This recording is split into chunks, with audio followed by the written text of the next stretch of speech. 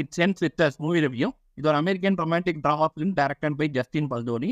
2016 Colleen Hoover எழுதி உலக ஃபேமஸான இட் சென்ஸ் வித் அஸ் நாவலோட அடாப்டேஷன் தான் இந்த படம். லில்லி ப்ளூம் அவர் தாய் மற்றும் தந்தையின் உறவை அடிப்படையாக வச்சு போர்ட்ரேட் பண்ணியிருப்பாங்க. பிளேக் லிவ்லி லில்லி ப்ளூம்ன்ற ரோலில் ஹீரோயினாக நடிச்சிருப்பாங்க. ரயில்ன்ற கேரக்டர்ல ஹீரோவான ஜஸ்டின் பல்தோனி பண்ணியிருப்பாரு.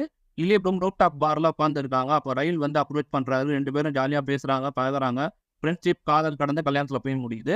இவங்க கல்யாணத்துக்கு முன்னாடி பல விஷயம் தெரிய வருது. அதெல்லாம் தாண்டி இறுதியாக 2 பேருக்கும் கல்யாணம் ஆச்சா இல்லையான்னு ரொமான்ஸ் ட்ராமா கலந்து சொல்லியிருக்காங்க.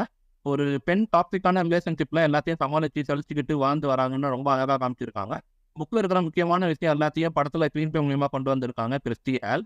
நான் வந்து படமாக கன்வெர்ட் பண்ணும்போது நிறைய சேலஞ்சஸ் இருக்கும். அதெல்லாம் தாண்டி கரெக்டாக கிறிஸ்பாக கொடுத்துருக்காங்க. படத்தோட டியூரேஷன் ஒரு பிளேஸ் 2 மணி நேரம் தான் படமே. பசங்க பொறுத்த வரைக்கும் எல்லாருமே ப்ராமினெண்ட்டாக பண்ணியிருக்காங்க. ராப் சிமன்ஸோட பீச்சும் பெரிய அளவில் ஒர்க் அவுட் ஆகிருக்கு. கிளைமேக்ஸ் சீன்ஸ்லாம் வேறு லெவலில் இருக்குது. ஓவரால் ஒரு பக்காவான romance come drama film. Critic rating 3.25 out of 5.